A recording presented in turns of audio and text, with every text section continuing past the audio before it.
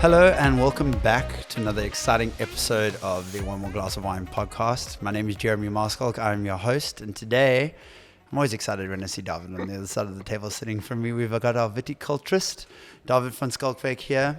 David, don't worry. I think our users or listeners are getting used to your Afrikaans. So I think baie dankie.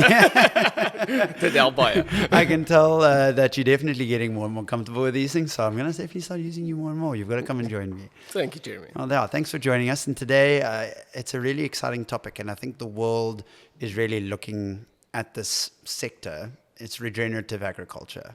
Not only that, people are talking about regenerative business, regenerative tourism. It's leaked into many facets of life.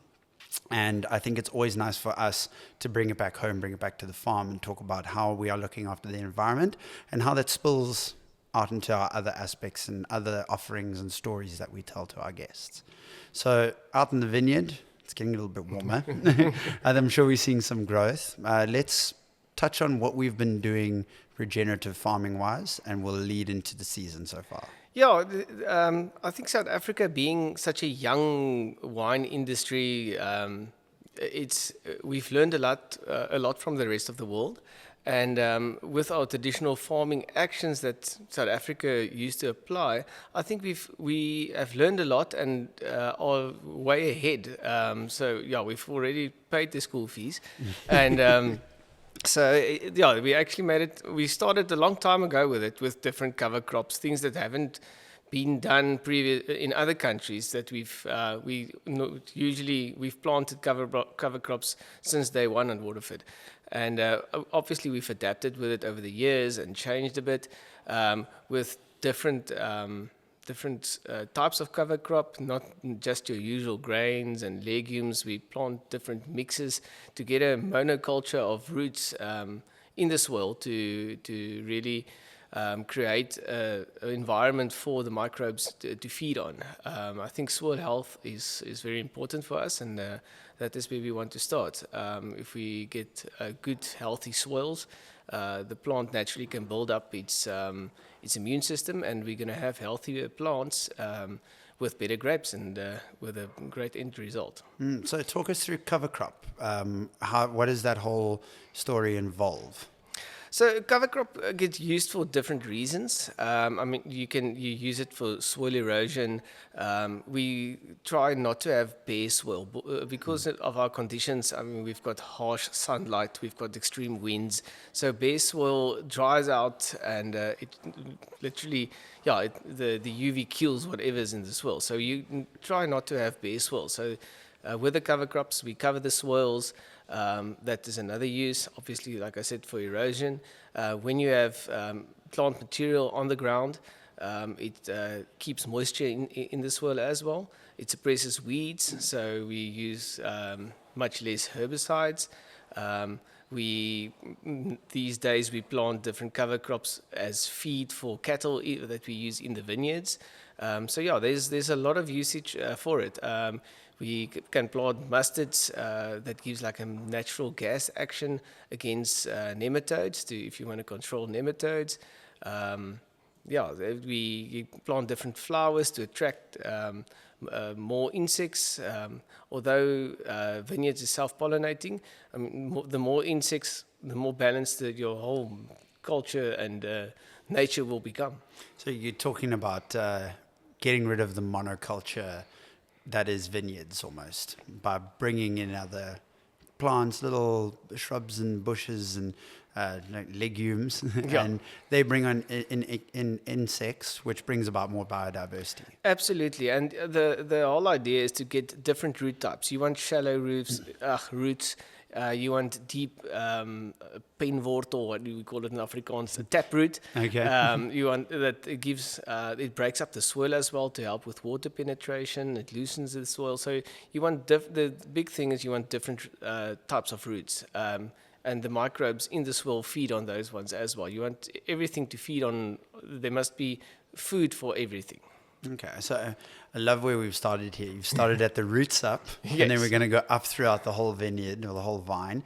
Do you find planting different cover crops in different soil types is more beneficial? Absolutely. No, you need to plant your cover crops according to your soil type and the need. I mean, sometimes we plant different cover crops on the same soil type depending on what the soil wants. And your goal, if you want to suppress weeds, you would plant a more specific a cover crop that gives more material, that grows thicker and grows fast to outgrow the weeds.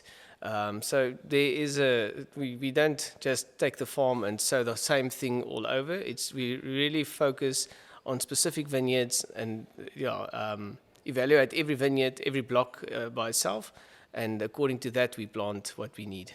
Okay, and then how do you evaluate the different blocks so you know what you need to plant in that sector?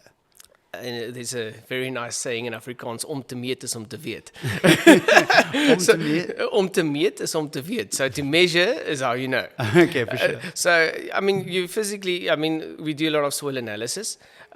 We've joined a couple of guys that can measure or can look at the microbial life in your soil and the natural funguses and bacteria. That becomes a big thing for us as well. We're not just looking at the chemistry side of the soil. We look at the life, what is going on in the soil and its texture.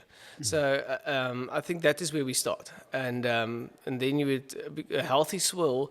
Also remember that a lot of the weeds is pioneer plants.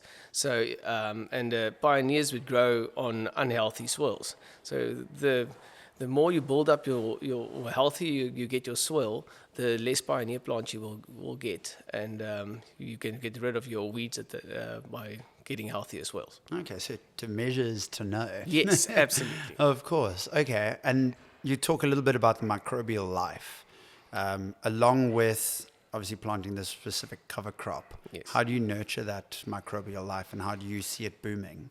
So by adding the cover crop is one thing. We give them some food.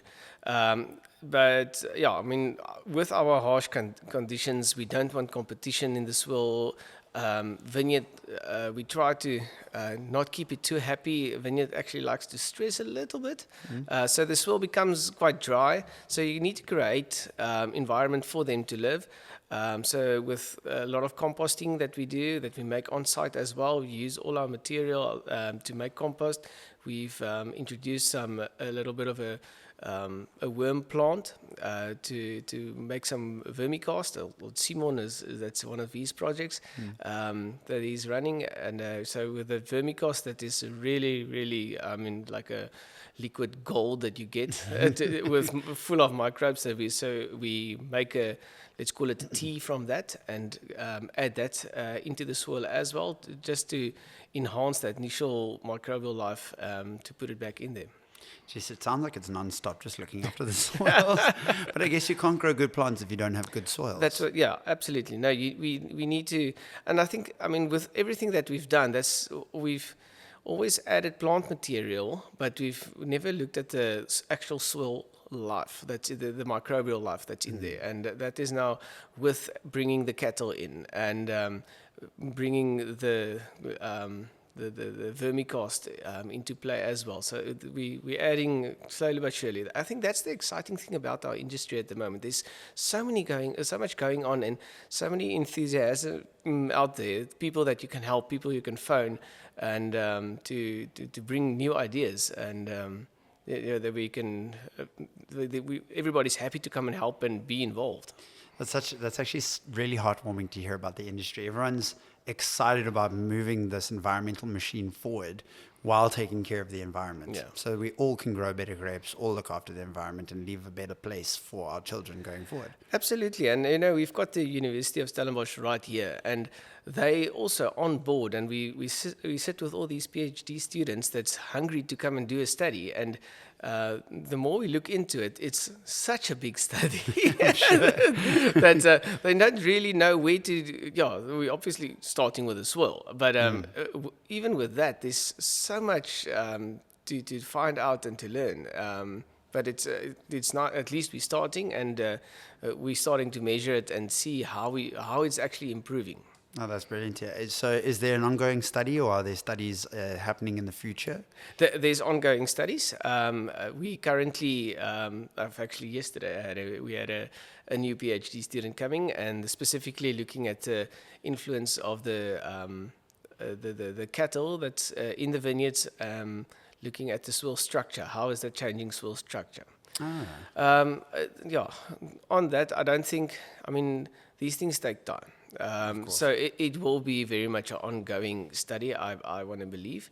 It's not a quick fix.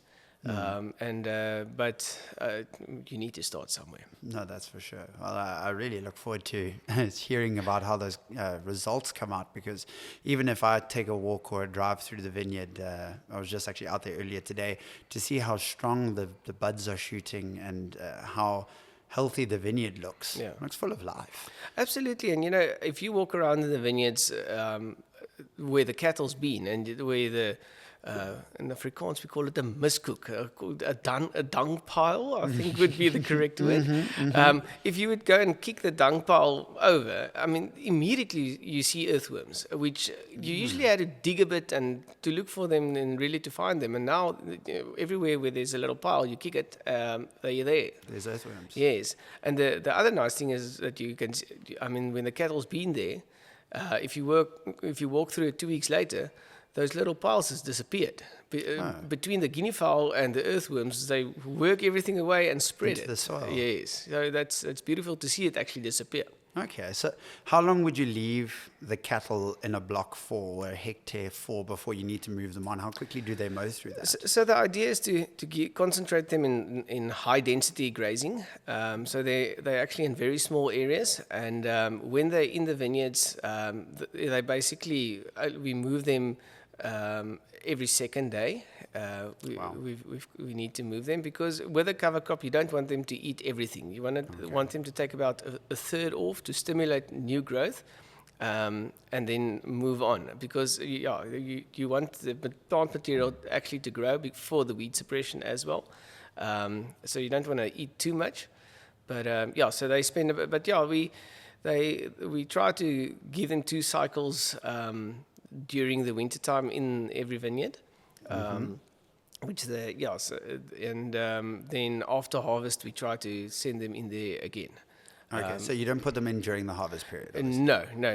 When there's as long as there's not leaves, they're in the vineyards, and then after harvest, when we finish picking, I would, if there's enough food, it's a very dry time of the year for us, so usually there's not a lot of food. But if there's some blocks that's got some weeds and some food in, I will send them in there to do a bit of weed control. Usually from May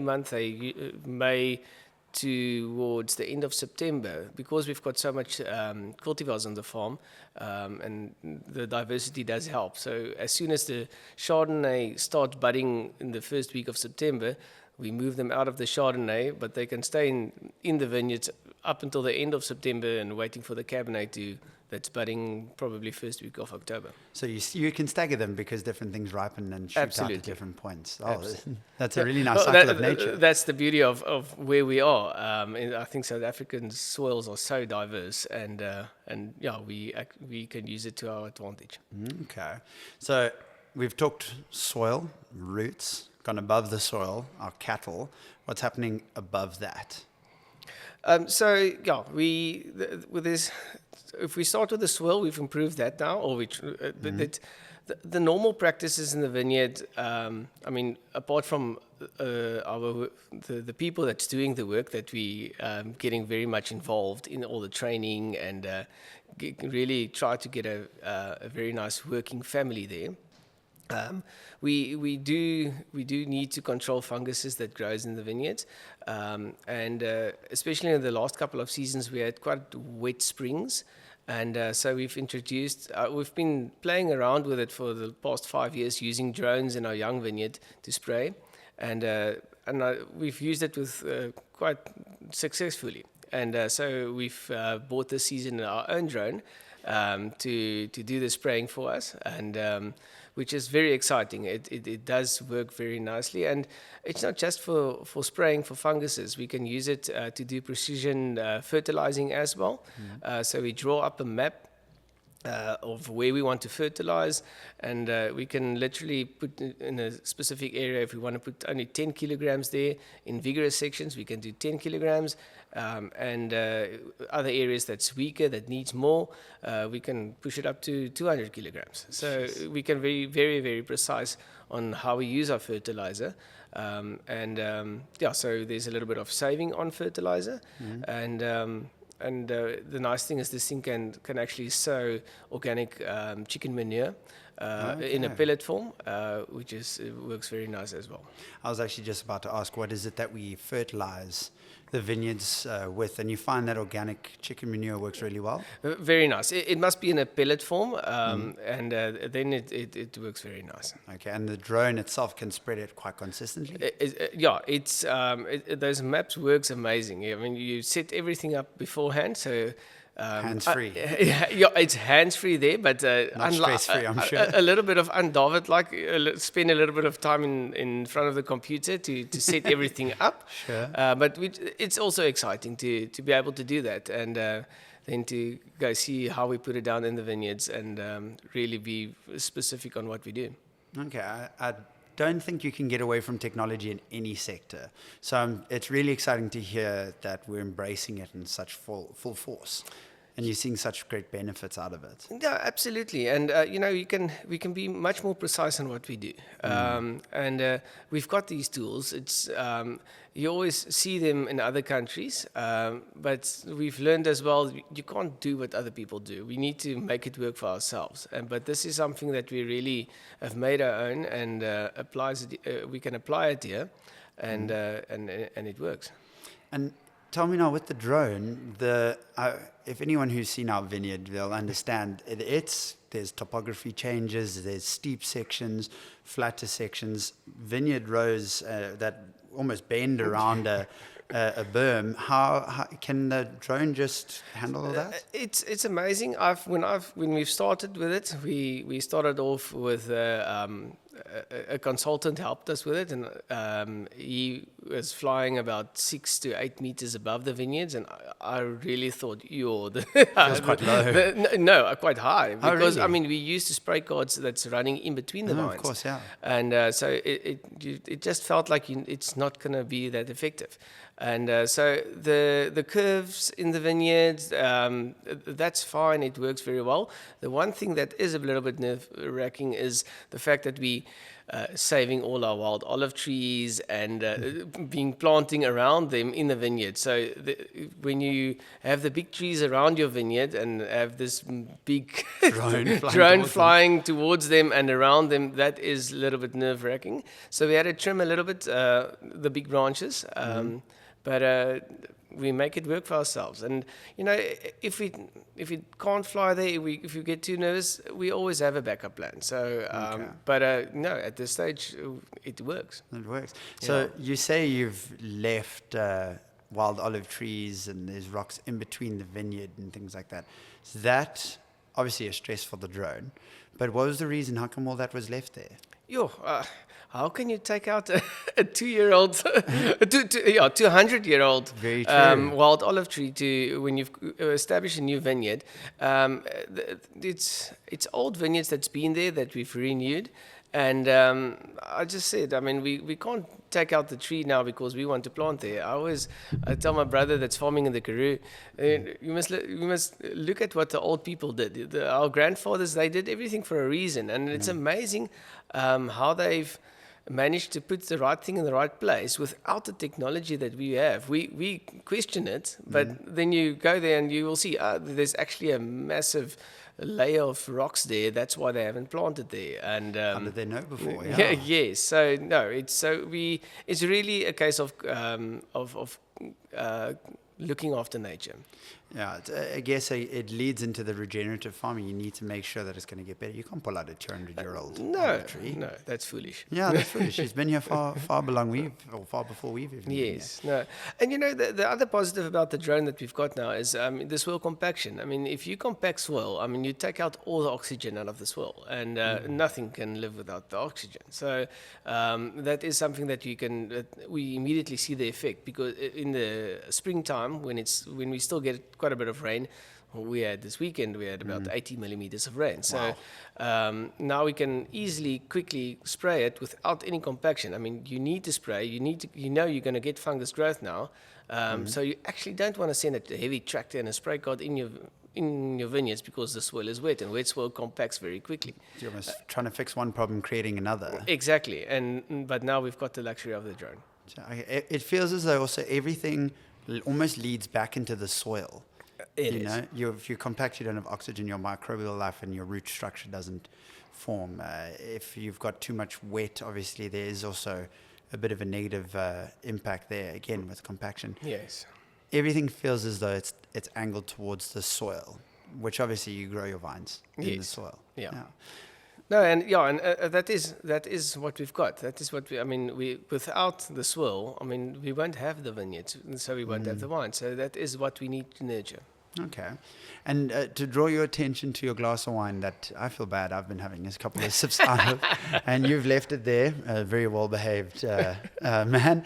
What's that marshmallow experiment? Did you see it with the kids, where they give them one marshmallow, and if they wait 10 minutes, they get a second marshmallow? So maybe I should give you a little pour of wine there. But I know this is a personal favorite of yours. It is. The reason for the full glass is I'm so excited about what we're talking about that I just can't stop talking about it. For sure. No, then it's actually an interesting vineyard to see outside. It's just behind the cellar, or I say just behind, a little bit further up on the mountain range there. Walk us through this particular vineyard and the soil structure. Is there anything that's happening in the vineyard at the moment? At the moment, we're off to a slow start in the vineyard. Grenache as well. Everything was slow out of the blocks.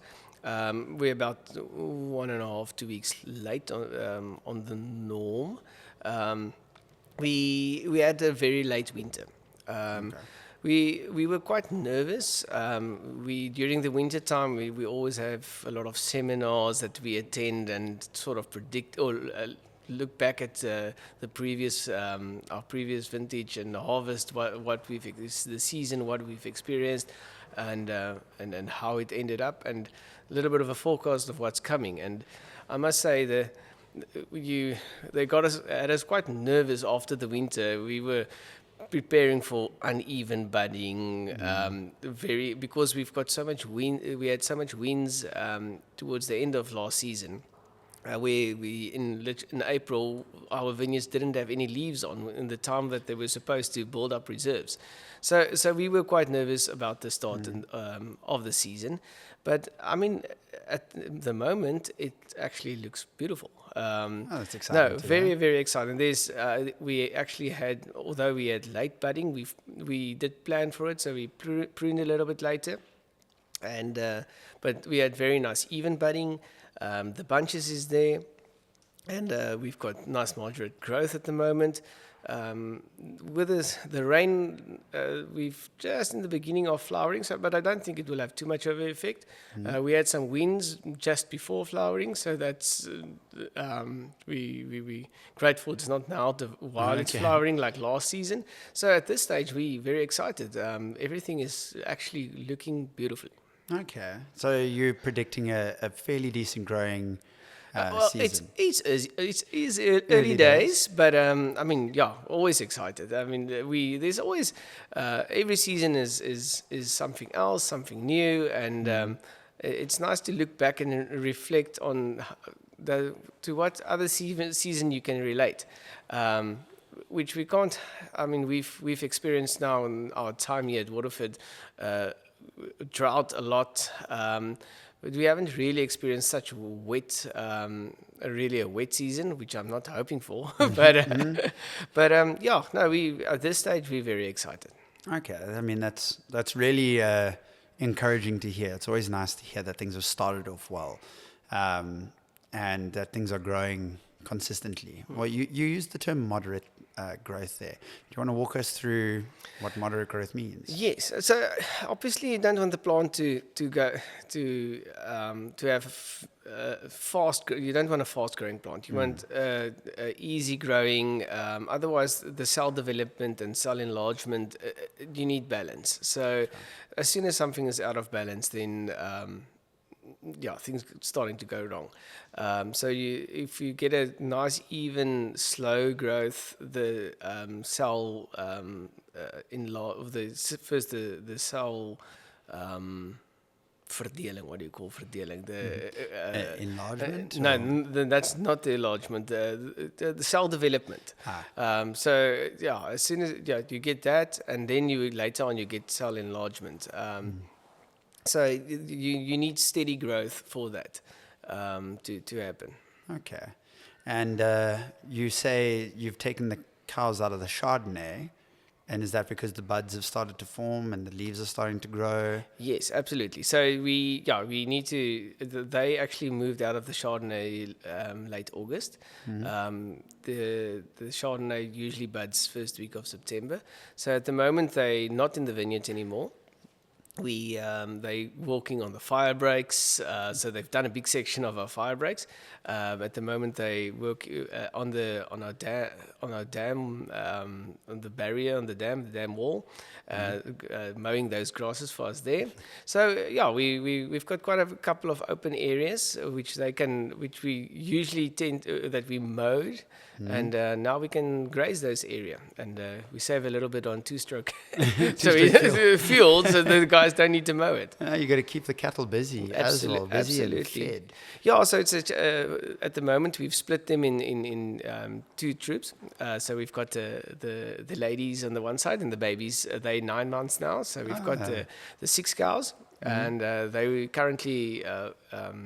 Grazing with old Thor, which it's a bull that we're borrowing from a good friend. Brilliant. But we're keeping the calves separate so that Thor doesn't get to them too early. Okay, for sure. Yes, naturally. Yeah, so I think they're missing their mothers at the moment, but we're keeping them apart, and we'll reunite them a little bit later on. So at the moment we've got 12 of them. Brilliant. And hoping to grow them to 2025, and we will see how much. It all depends on how much food we will have during the summer times. During winter, there's a lot of food in the vineyards, but during summer, obviously, we need to create food for them and use the areas that we've got. Okay, so managing a bigger herd like that surely comes with different logistical challenges, different headaches. Yeah, I wouldn't call it headaches. It's just planning. Okay. So like I said, it's just managing their food, and that we share because we don't want to go and buy in food from other places. We want to use what we've got on the farm, and so we will. And I think even now with the 12. I've managed to do a full circle during winter in all the vineyards on the property, which is great and which is ideal. But like I said, I don't want to grow the herd too big so that we run out of food during summertime for them. Okay, for sure. And then a word from you for other viticulturists in the industry. What would you like to see more people putting their time into, more people looking into and changing, and also maybe an encouraging word for people starting in the industry? You mentioned Simon earlier, 22 years of age. Yes. And he's really gotten stuck in, I think he's being mentored by one of the greats. Thank you. You're very welcome. And I think he's taking it in his stride. So maybe a bit of a long-winded question. So let's go with, what would you like to see more from the industry? Don't stop learning. We need to spend time in our vineyards. I think every season is different. So the more we walk around, the more we can take in. I think there's every day something to learn in nature. Every season is different. So I think we're in the privileged position to be able to walk outside and actually, every day be outside in nature. So I would definitely say never stop experimenting, because there's so much to learn, and there's still a lot to change, and we can adapt according to climate change and to what we've got, and we must just don't stop improving. Okay, and then does that extend a similar type of advice to someone young like Simon? Yes, no, absolutely. I mean, I think it is the more time they must spend in the vineyards, the better. I would honestly say for the young guys, don't think the admin side of it is one thing. I think record keeping is very important to know because, like I said, om te meet is om te weet. Yeah, for sure. So you need to keep track of what you see. But I mean, you can't buy the time in the vineyards. You need to spend time out there, and it's not. I mean, you need to physically walk there. I mean, you can't be on a bike or on a quad bike think you're going to see everything. You're missing so much. You need to take your 2 feet and walk it. Get your 10,000 steps in. Before 12 o'clock. Before 12. I always wondered, farmers and viticulturists always have those strong legs, so it's definitely the walking up and down. Yeah, no, absolutely. Boerboel is definitely capitalizing. Yeah, no, and I think it's incredibly encouraging for you to say never stop learning. Always be out there, 2 feet in the vineyards. So looping that to you, where's your little favorite spot in the vineyards? What coming up now into the season, what are you most excited about walking through? Well, yeah, just to get back to our previous thing, I think, I see myself as still a very young guy, although I definitely, some evenings I don't feel that young anymore. But I mean, to me, it's important to learn every day still. I mean, you're never too old to learn. And I think the best time of the year in the vineyards, I think springtime is beautiful to me. When you see a bud breaking open, I mean, it's just a sign of new life, new beginnings, and a new start. I mean, it's fresh, it's new, and you can only build on that. And you work with that little shoot now for the next 4 months, and you pick the grapes. So I definitely think springtime is really, really nice. But I think every stage, I mean, to see the little bunch forming, I think a lot of people miss the little flower. A vineyard's got flowers, and a lot of people miss the flowers in it, and seeing that flower becoming a little berry and the berry growing, it's absolutely beautiful. That is stunning to hear, yeah. And your cultivar that you're walking through at the moment, your favorite? Yeah. No, they're all your kids, and it's hard to pick a favorite. You can't really walk too much in your favorite because there's some of them that's more sensitive than others. I think especially this time of the year we had rain. You need to pick your. I think that's the beauty of getting to know the property, know your vineyards, is you know where to go look for problems and which cultivars are more sensitive for illnesses. Even the insects prefer certain cultivars. Okay. So you pick them and you monitor them, and then you go to your I wouldn't say lesser important but lesser sensitive vineyards. But I mean, you need to spend time there, and I mean, planning is key. I mean, you need to execute everything that you do, every shoot that you want to take away, or a leaf that you want to take away, a bunch that you want to remove. You need to do it in the correct time. And the only way of finding the correct time is being there and see the development. For sure, yeah. Okay, and I'm sure we're going to find you drinking lots of Grenache coming into the summer season now. It is the preferred summer red wine. Oh, yes, yeah. Stick it in the fridge. I'm glad we could cool this one down before we enjoyed it. But David, thank you so much for joining us. No, it's always a pleasure to have you. Thank you, and thank you for your enthusiasm. And I'm glad to see that my excitement about the whole regenerative actions are rubbing off on other people as well. Well, actually, I think you touch a lot more people than you think with the regenerative farming. I talked to a lot of our students in the tasting room, our wine drive guides, and they're always so excited about seeing what's happening, what's David moved where. So I think the enthusiasm and energy that you bring is rubbing off on tons of other people, so keep on bringing it. We definitely need it in the world today, and I think it's definitely going to be a shining light going forward for a lot, not only our industry, but for a lot of other industries. Okay, Davi, so if everyone loves this kind of questions, if you had free reign, no budget constraints, no worries about anything, what would be the regenerative farming initiative, tool, whatever it is that you would implement if you had no constraints? There's so much to do. I think, you'll have to start with the soil and see what's the need. But I can't think you can't put down too much compost at this stage. I mean, we need to build up the soils, and I mean these things take time to break down, and obviously your microbes need to establish. But I think if you can dump 10 tons of compost per hectare, that would be an awesome start. Okay. And I mean, you need to complete the full circle.